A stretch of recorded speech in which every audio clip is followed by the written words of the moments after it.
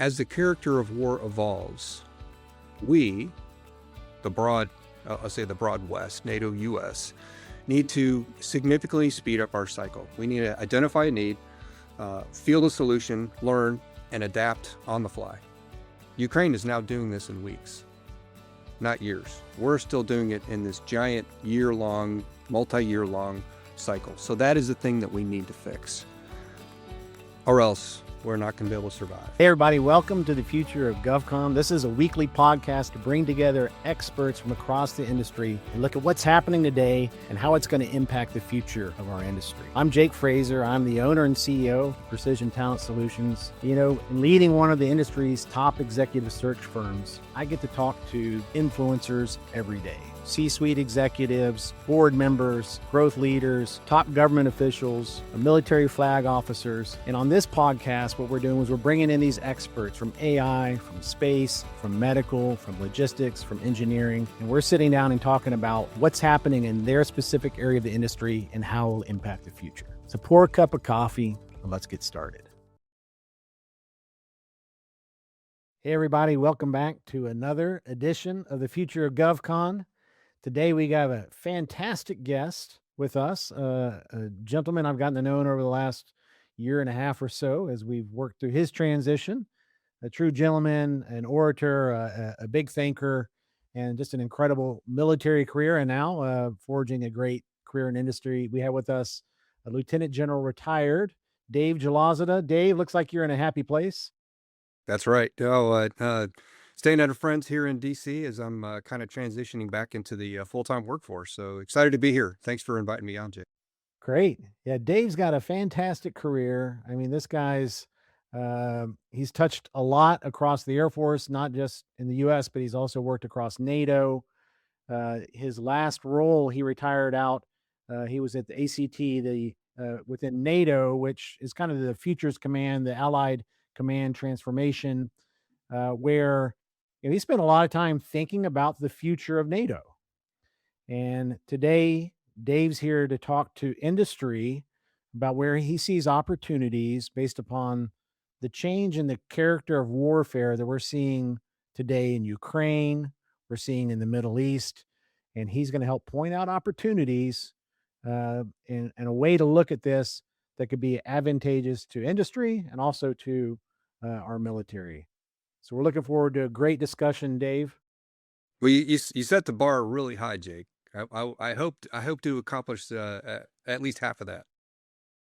So just a little bit about his resume, because he probably won't talk much about himself, but he's as I said, a retired 3-star out of the Air Force, a former F-16 pilot, which I've started to learn the nuances of all the different pilots that I'm talking to now, the F-15 guys, the 22 guys, which has always been a bit foreign to me. Has spent time, like I said, in NATO. Was a bit of the Space Symposium advocate within the ACT, which we'll touch on. I mean, as a pilot, the guy flew 2,500 hours, 600 of them combat tours. I did the math on that. So he basically spent 25 days straight flying combat tours while all of the rest of us were snug in our beds. So a great hero in that area. Great military career that we'll talk about a little bit more. And he's been involved in a lot of areas across industry and also in thinking about the character of warfare and where things are going. He's been a senior fellow, he's still a senior fellow at the Atlantic Council's Transatlantic Security Initiative. And you'll see him, sometimes he's up in the Baltics talking about security at different symposiums. So he's got a lot going on in that area. And now, congratulations, Dave. He's just joined BENS as the Chief Operating Officer. Those of you who don't know, that's a great organization, the Business Executives for National Security. I'll let him talk a little bit about BENS too, but a tremendous resume all the way up today, and he's not done yet. And we're lucky as can be to have Dave on our podcast today. Thanks, Jake. Appreciate that intro. So anything else you want to fill in the gaps on your career that might be interesting to the audience, Dave? You kind of mentioned ACT and capability development. I did a little bit of that when I was a UCOM J5. But but it's been an interesting transition, and I think we can get into that a little more deeply. But just learning and understanding how the U.S. builds its capability and delivers its capability, and then how NATO looks at it and how they build and structure that. So there's a great learning process there. I don't know that I truly understood what I was doing until after I did it. And I'm starting now to see the benefits of those education processes and how I can bring that into industry and into BENS, because I think it's a perfect segue into, especially the last 2 years of the things that I've done, how that kind of transitions directly into BENS. I just had Mr. Kevin Marcus Yeah, yeah. on my panel last week at an ISOA Europe conference. So I got to meet him. He's the civilian the deputy J5 over there. Yeah. So for the audience out there, if you're trying to think about the future, I mean, Dave's got a good mind on that. Before we go in all that, I want to go back in time a little bit, talk about early career things that shaped you. Um, uh, so talk about growing up, your family, where you went to school, why you made some of these decisions, Dave. Um, well, I grew up in a small town in Illinois, Chillicothe, which is kind of north central Illinois. I picked up cycling at a very young age. I was probably 8 or 9 when I really got into it, and that became kind of a lifelong passion. I still do that religiously. It really taught me perseverance. That's one of the key lessons I think it's taught me in life. Building strength and being to persevere. I started working at McDonald's when I was 16. As soon as I got my driver's license, did that for about 5 years. And I think the one key lesson it taught me was discipline. Interestingly, focusing on the customer, focusing on the process, focusing on the skills that are involved with that. But that was a kind of an early thing. And I fell in love with aviation. Wait a minute, you worked 5 years at McDonald's. 5 years. Were Yeah. you skinny like you are now? Yes, I was. Man, see, discipline. Cycling. Go back to cycling. Yeah. Okay. All right. And then I fell in love with aviation at the age of 5. My dad took me to an air show. I started out watching airplanes and with binoculars and next to my house. Took me to an air show and just fell in love. And then over time, it just became an obsession that eventually turned into a career in the Air Force. So when you get kind of put those three things together, the discipline, the perseverance, and the passion, that's what's really kind of shaped me for who I was and who I became over the last 40 years. Did you have a Top Gun impact on your life? Most of these pilots have said the moment they saw Top Gun also was a huge impact. That absolutely, absolutely. I think was it 1986 when that came out. So I was brand new in college. I was already passionate about aviation, but that just kind of solidified it. Recruiting It for you. definitely made me want to join. So you went to school at Kansas, right? University of Kansas. Yep. Yeah, go. Started out as a aero engineer. So this is the late 80s time frame. And that's the time, about 1989 is when the U.S. military started doing this, and very, very quickly. And my projected graduation date was not conducive to joining the military, just because it was shrinking so quickly. So I had to switch from aero engineering to civil engineering to allow me to graduate on time to hold a pilot slot that I'd gotten through Air Force ROTC. So got my degree in civil engineering, went right off to pilot training, and I was a lucky one. My friend who stayed in aero engineering and graduated 6 months later, he lost his pilot slot, he lost his nav slot, and he had to join in a different way many years later. So the timing was lucky. Did you always know you wanted to go in the military? Was ROTC like a means to an end, or was it this is what I'm going to do? It was early high school, and I knew that if I wanted to fly planes and I wanted to do what the Blue Angels did, because I'll be honest, they're the ones that inspired me. Uh, if I wanted to do that and I wanted to be a fighter pilot, the entry point was Air Force ROTC. So I was very, very studious. It took me a while um, to accept authority. But once I accepted that, and then realized that I can also be the authority in some cases too. No, it took me a little while, but I was a good cadet. They're always like, "Where's Cadet Frazer? Where's Cadet Frazer?" I was around the corner. So early career, talk about you went to pilot school, and talk about getting out and some of the early experiences you have that you look back on now that shaped who you are today. It was really fantastic. Pilot training was challenging, as it always is, because it's designed to weed you out. Then F-16 training in Tampa, really a phenomenal experience. And then as a top graduate, I got to choose my first assignment. At the time, again, military was shrinking, bases were closing. We had to wait several months before we can get our assignment, and only the top 3 guys got initial assignments. Everybody else had to wait. So my first assignment was to Ramstein Air Base, and that was back in the days where we were still doing nukes, if you remember that whole thing. So my entry into Ramstein 512 Fighter Squadron was learning about nukes and how to deliver, where to deliver, and learning my specific. You get assigned a specific uh, um, operational plan, and you gotta build it, brief it, and practice it. So it was a really interesting time.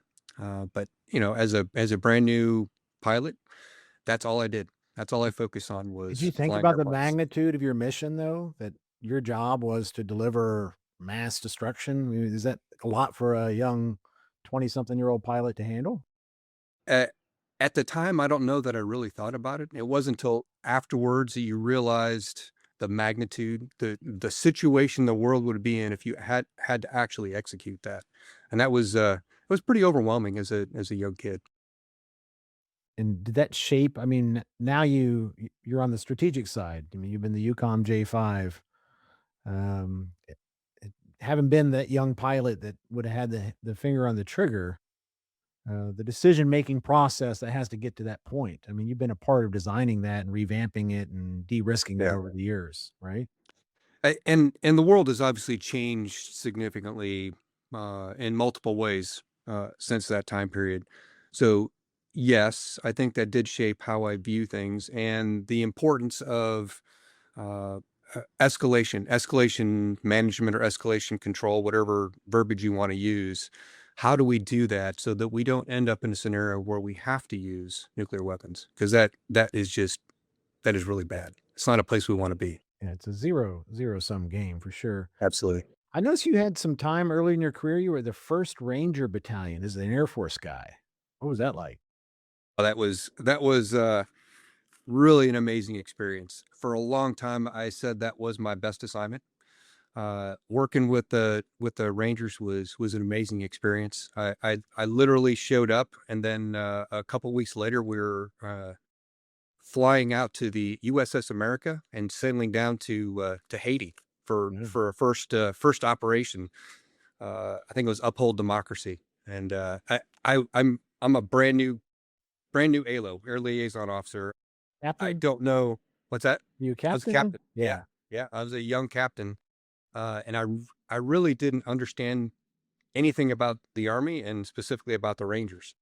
So we sailed down there, and in that week or so sailing down there, I had a lot of instruction. I'll put it that way. They taught me how to fast rope, which is an experience. They taught me how to shoot at M16 or an AR-15, how to use NVGs. I mean, I learned all this stuff in a week because and I learned how to fast rope. I said that out of in the carrier deck. It was a heck of an experience, but carrying a large rucksack with 2 radios and extra batteries, because our first op was a fast rope into the capital, Port-au-Prince of Haiti. Jeez. So I had to learn all this. And I had this, as I'm all painted up and I got my rucksack on and I'm trudging over to the helicopter because the blades were turning. We were getting ready to take off. A young Air Force JTAC was sitting next to me, and he was the person who was supposed to go out after me on the rope. And he looked over me and goes, "Hey, Captain, don't worry, I'll take care of you." My biggest fear was going down the rope. If I went too Yeah. slow, the guy above me is going to Yep. Yep. come on, land on me, or if I went too fast, I would Burn your break hands. my legs on impact. So no, it was an amazing experience. We obviously didn't fast rope in, but then spent the next 4 or 5 weeks learning and understanding how the Rangers operate. We also had some other special ops folks on the boat, on the carrier, so got to learn a lot about the special ops world. It was a phenomenal experience. Learned how to give myself my own IV. It was pretty cool. Did they give you like an honorary ranger tab? I guess they couldn't do that, could they? No, they wouldn't do that. What a cool experience. It was That amazing. must have impacted you for the rest of your career, right? Because you see the world through a different lens if you've seen it through the Rangers' eyes. Absolutely, and I think what it helped, because as a fighter pilot, you're very focused on this one thing that you do. But as you kind of zoom out a little bit and see the rest of the world and all the things that other people are doing, the special ops C-141 pilots, the special ops C-130 pilots, the AC-130 gunship. I mean, all those things that come together, that have to come together to execute a special ops operation. It is truly magnificent, and seeing how all that happens, and then when you scope out even further and see all the other elements, the space elements that we can talk a little bit about later, but seeing how all that is built is just truly incredible and gives you a much broader perspective. And how those guys on the ground are counting on you, right? To show up on Absolutely. time and to be accurate, right?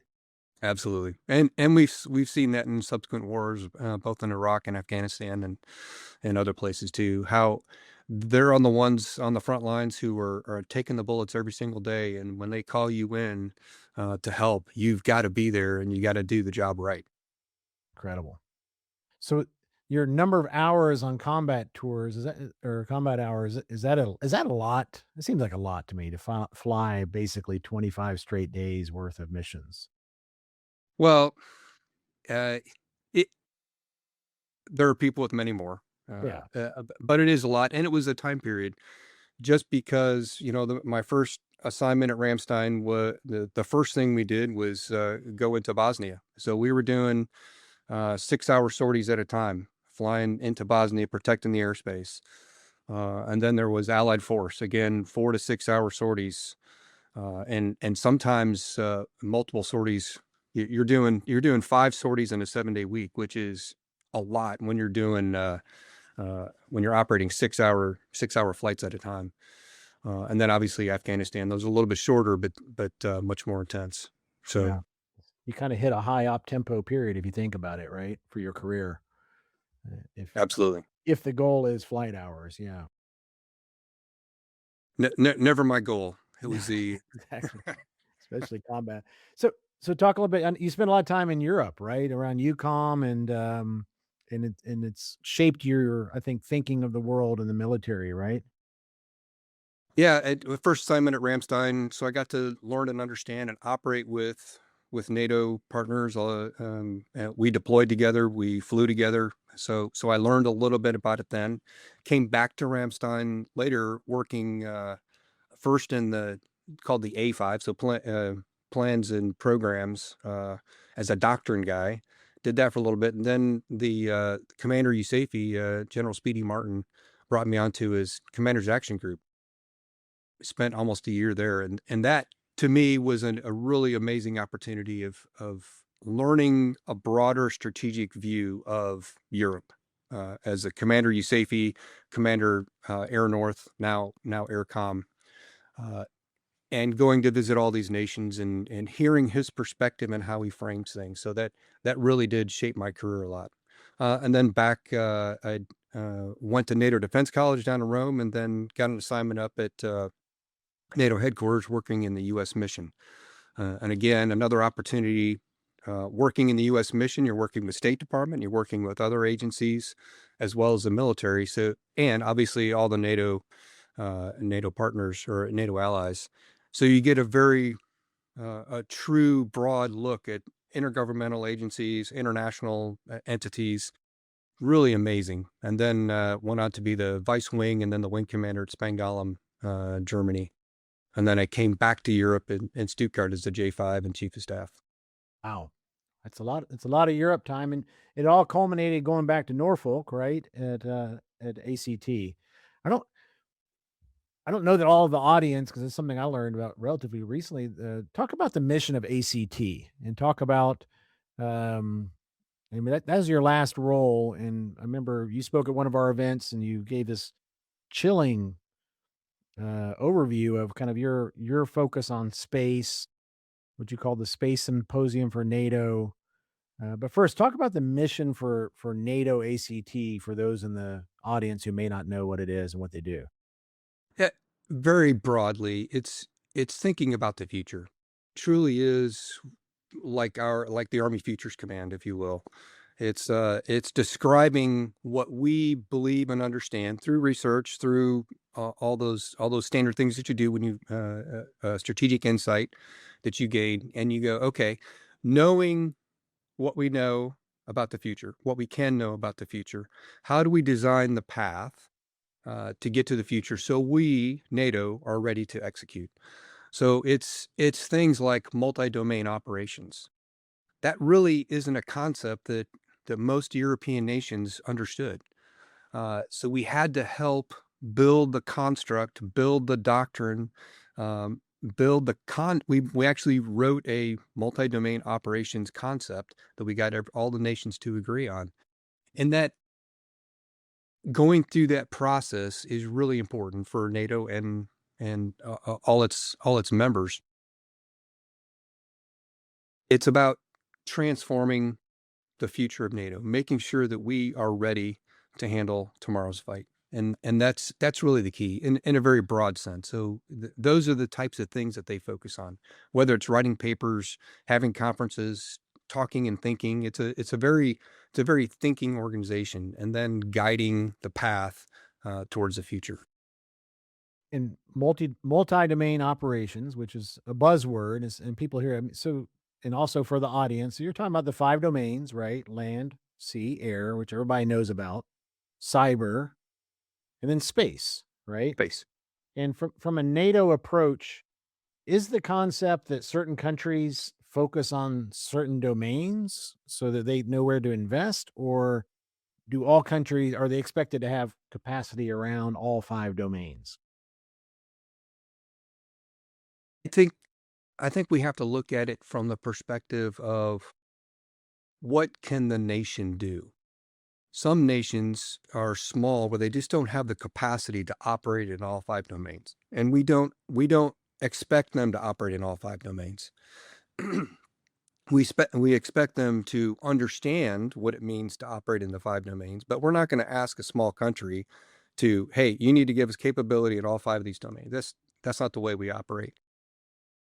We would prefer some of the larger nations to take on the responsibility and the mantle of operating the five domains, because that's where the integration happens. That the larger nations have the ability to operate and then integrate those capabilities together. So that's the focus. It's not making sure that every nation contributes in all five domains.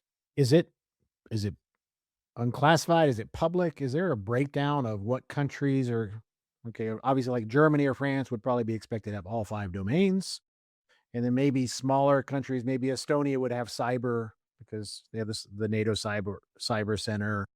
Is there is that like out there where everybody knows which countries have which? Because if you're on the industry side, you're like, yeah, I know NATO is going to get a tremendous amount of funding, the European side of NATO, and I'm good at let's say I'm good at cyber. And so which European countries within NATO maybe got tagged to say, "Hey, I want you to be really focused on cyber." Is that out there? No, I don't think it's formally out there in any sort of document. It may be buried in some classified document, but the way NATO operates, they've got a defense planning process that identifies the requirements. It says, okay, here are the things we need in the future, and you nations have to fill these requirements. Whether it's a squadron of F-16s and a battalion of infantry and a cyber element. So we push that out to nations, and then nations actually go in and they sign up and they say, hey, I have a capability and I'm willing to offer that capability to NATO.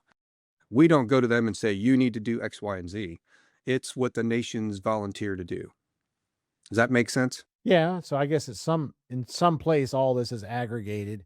I'm just trying to look at this through the industry lens. Like we have this 5% of GDP that people are rolling towards. And if you know, I'm going to use Estonia as an example because I would guess that's probably one. And if you know they're the cyber guys, and you're a cyber company with capabilities, then that's probably a market that I want to focus on versus maybe a I don't know, let's say Greece, which hypothetical. Greece picks up they're focused more on the naval for obvious reasons, and they're not so hot on cyber. I'm just trying to think from like a business development strategy. If these companies, American companies, are sitting there going, okay, all right, I know the macro trend is 5%. I know that there's not enough capacity over there, and I'm an American company. I want to go find partners and I do X, I do cyber, or I do naval, or I do whatever it is, I do counter AUS, or whatever it is you do. I want to go put my focus on the countries and the ministries of defense. I want to spend my BD dollars on countries that have a lead in an area where I have expertise. Does that make sense? Right. Yeah. No, that makes perfect sense. I understand what you're saying. I think the easiest way to do that is actually through the U.S. Embassy, the U.S. mission to NATO. There's actually an entity that's focused on industry inside the U.S. mission, and industry can go to them. They can have this conversation, and the mission will then say, "Hey, based on the product that you have and the types of things that you want to do, we recommend the following." And they're going to give an assessment of where they should put their energy and time, which nation, which capability, things like that. So I think the mission is probably the best first source. Where is that? Like, where's it? Where are they located? It's in Brussels. It's in It's in Brussels. Brussels at NATO headquarters. Okay. And is there a flag officer assigned to that typically? Yes, it's actually a civilian, but it's a 2-3 star equivalent position but that's his job, is to interface with industry. Okay. And do they do industry days there from time to They time? do. Okay. They do. I don't have the schedule, but it's usually kind of a standard spring fall battle rhythm to do, Okay. and it's led by ASGDI. It used to be DI, Defense Investment. Now it's A2DI. I don't remember the acronym. It's a relatively, they just changed the organization a little bit inside of NATO. So that's good. That's good information. We're going to try and find that, and we can tag it down in the comments for everybody if you want to check out when some of these industry days would be. And finding a guy like Dave that can help you navigate that is probably a good idea. We have a couple of experts, the Matt Van Wagenens or the Andy Rollings, that would probably help you go Absolutely. understand what the hell they're talking about. But look, the macro trend is undeniable in my mind. Um, and I think there's going to be this just upward slope of investment and opportunities for American companies to come into Europe to partner, to do joint ventures. Certainly, the European side of NATO is going to be looking for certain things like certain content and contributions from different countries. So, but the macro trend is there, and I think we've got to get the word out to everybody in industry about it. So yeah, let me talk about a little bit about the character warfare, and I did. I wrote an article with Julia over at Atlantic Council on the changing character warfare, and I just recently returned from the Baltic Military Conference in Vilnius, Lithuania. By the way, if you haven't been to Vilnius, amazing, beautiful city. They paid me to say that, by the way.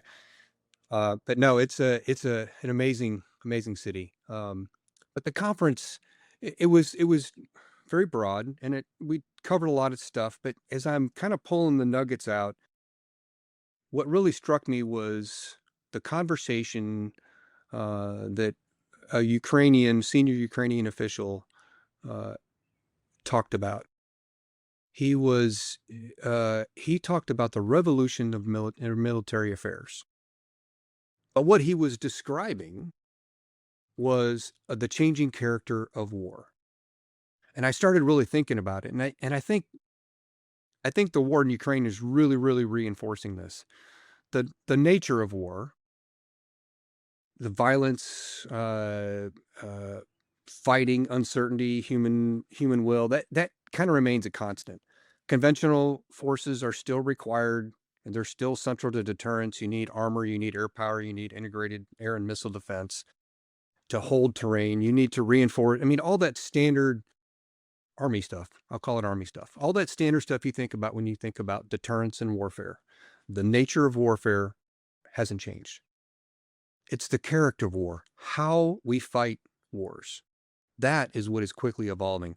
And one of the most important things, I think, is the cost barrier to generating strategic effect.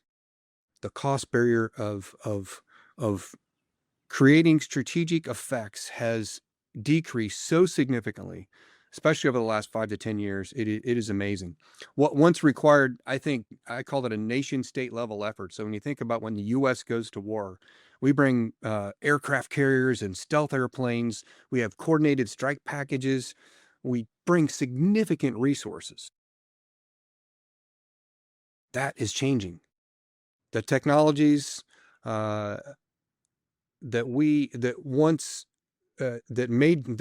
large nations used to have access to now are available to just about everybody. The integration of AI, commercial systems, open source intelligence, open source space tools, all those things are contributing to a very small entity, doesn't even need to be a nation state, can generate strategic effects. Now, I don't know if the audience knows Operation Spiderweb, but it happened, I think it was May of 24, where the Ukrainians discreetly pushed a bunch of UAVs into Russia.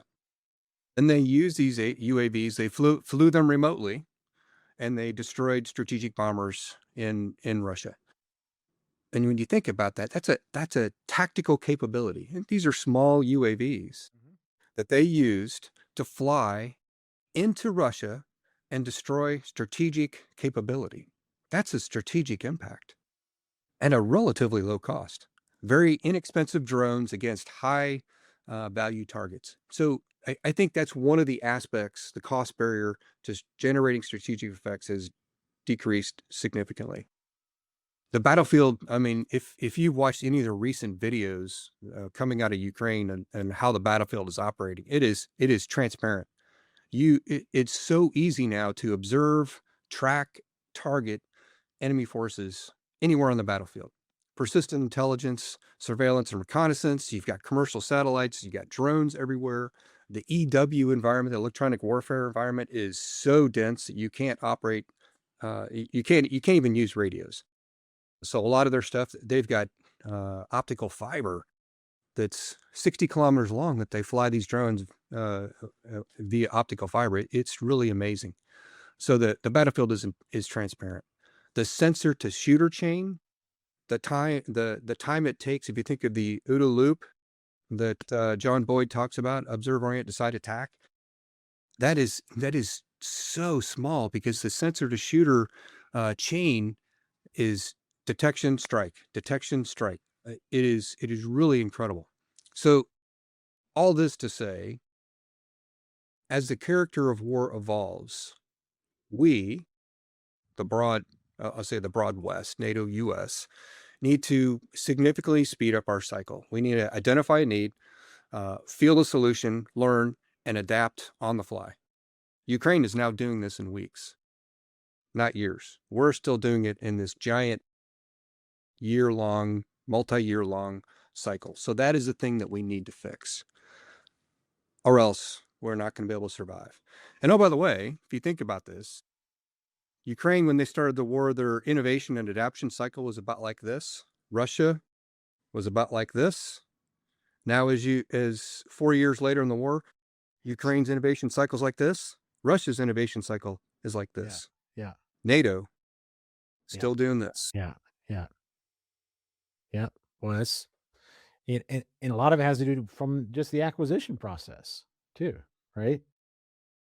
Yeah, and that's I think there are kind of four things that we need to think about when we talk about innovation cycle. It's the speed to identify the problem, the speed to innovate and design the solution, and then how do I get it very quickly from this innovation point to production to scale, and then I've got to sustain it. So you look at that. Those are what, four elements. Then you've also got the element of cost. As you know, Ukraine is producing drones for $25,000. Iran is producing drones for $25,000. When you send those across the border and you're sending a $2 billion missile to shoot it down, you go, that cost curve doesn't work. We Yeah. got to fix that. So the cost is the other piece. And then, as you mentioned, I think the main challenge is really the structure and the process. Our structure and process was designed for large aircraft carrier, fighter plane, bomber plane type acquisition and production. Big loop goes like this. So when you produce that F-16 or F-35, the next iteration is 5 years later when you update the operational data inside the computer. And then you go, oh, well, we got a problem here. Oh, okay. 5 years later, the new update comes out. We can't do that anymore. So the structures that we have are not designed to go fast. Yeah. And we have an enemy that, or adversaries that are doing that, right? And you got to imagine the Chinese aren't just sitting back and not doing anything. I'm sure they're also figuring out how We're to do watching. that. So at no cost, they're just watching and learning without having to live through the pain. So it's frightening. From a NATO perspective, I know something you did at ACT was you were kind of the champion of this Space Symposium, like a wake up call, particularly to the Europe side of NATO around space. What could you say about that? Yeah, it was interesting. My one of my primary roles was not space, but when the commander, who was the French Air and Space Force commander, he just was unable to attend some of the space symposiums in the U.S. Space Symposium in Colorado Springs. So I started attending, and that's, I got a crash course in space. What is space? Where is it? Things like that. The basic stuff. What is an orbit? So I over the 2 years as a deputy chief of staff for capability development, I really started building a knowledge, a baseline strategic knowledge of space. Then I happened to be sitting in a conference in Italy, and it was an academic conference, and they were talking about space in a very academic way. And I go, we're missing a boat. We're never going to get there. We've got to do something to energize NATO to think about space. So I conceived the idea with the help of a close friend who was also very academic, but she knew and understood the problem and how to solve it. I just needed to know. I knew what we needed to do to solve it. So we kind of put our brains together and came up with the idea to create the first NATO Space Symposium. It took a little bit of convincing. I had to go back and forth to Brussels to convince all the military reps and their nations that this was a good idea.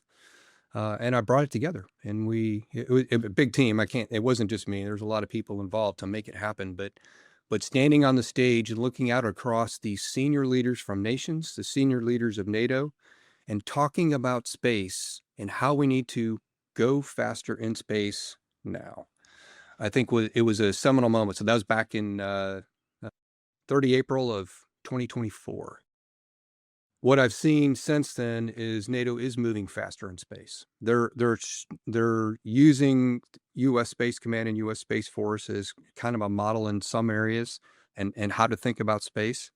So they're bringing those ideas on board. They're hiring some consulting firms to think about how to improve their access to information. What the U.S. had done several years ago is they stood up a Joint Capabilities Office, JCO. Not sure if that's the right word. I've kind of lost it. It's a Joint Commercial Office. I'm sorry, Joint Commercial Office, and that office at Space Command is focused on finding commercial industry, space industry, bringing them in and saying, hey, here are the problems we need to solve. How can you help us solve that? and they come in and they go, okay, we have a space domain awareness capability that can help you. Okay, great. We'll buy that capability from you for a period of time. So that is really taken off, done wonderfully, and NATO is looking at replicating, creating a similar type of approach. So, and this kind of goes back to, you know, 10 years ago, we weren't thinking about buying space capabilities as a service, but now especially in the U.S., it's becoming a core part of how we operate. Yeah. We're buying space as a service. And that's because of how the space domain has evolved so quickly, and I think Elon Musk has enabled that, because he's brought the cost of space, access to space, down so much now that now smaller nations can get involved and participate. Interesting.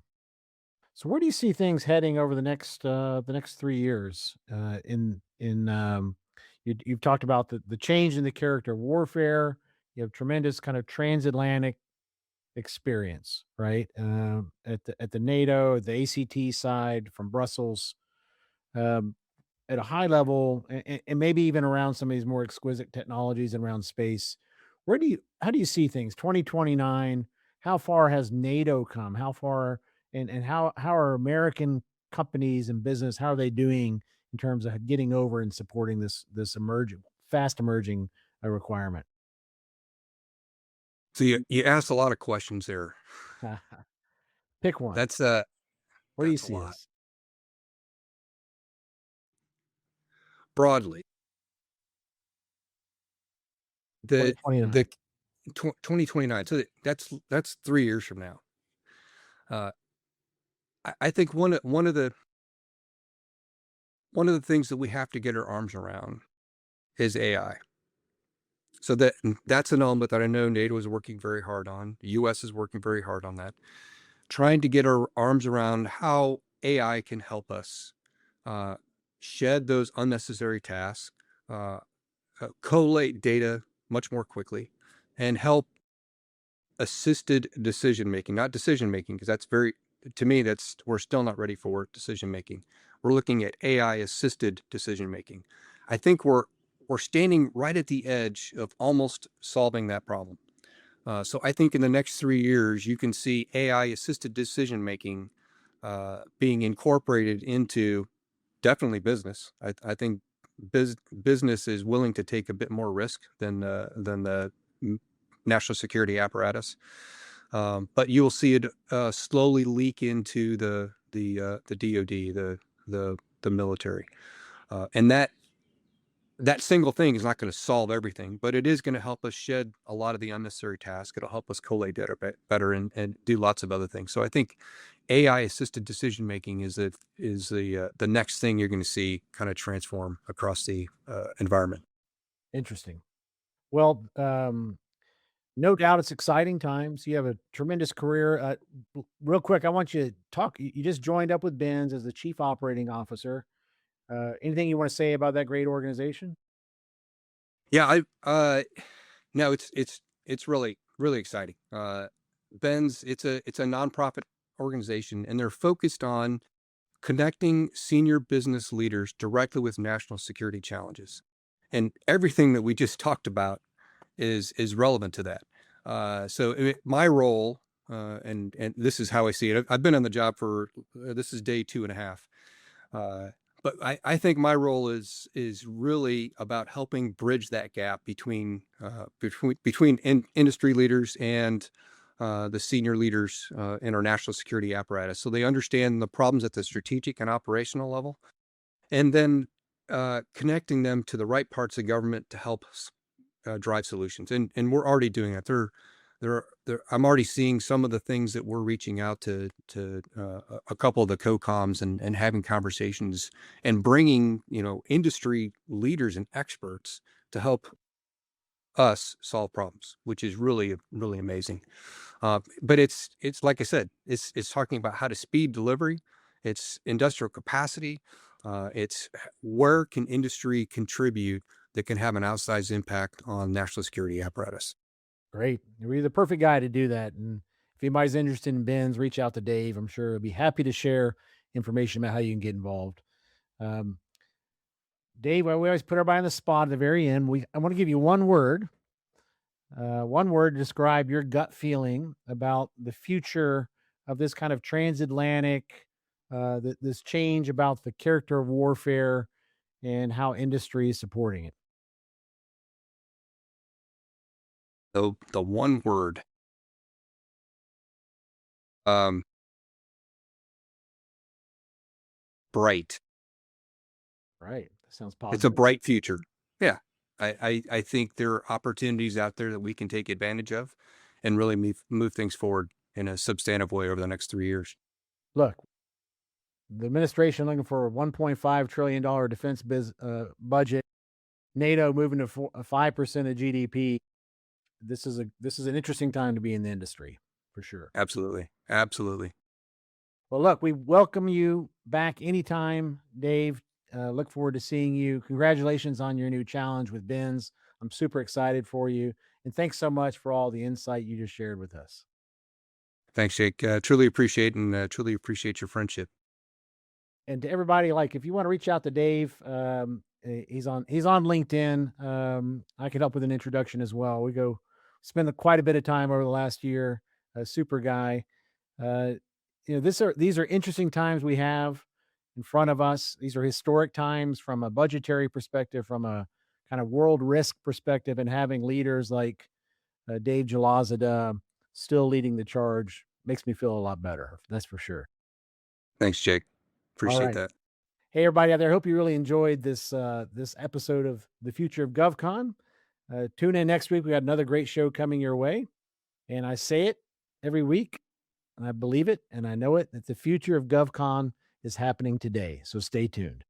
All right, so thanks for joining me on another episode of the Future of GovCon. I hope you enjoyed today's conversation and some of the bold predictions. If you did, take a second, share it on your social media, subscribe on YouTube. If you have any ideas for future guests or topics you'd like to have covered, hit me up on LinkedIn. I'm always there, and you can always learn more about precision talent solutions at pts.careers. Look forward to seeing you next week on our next episode.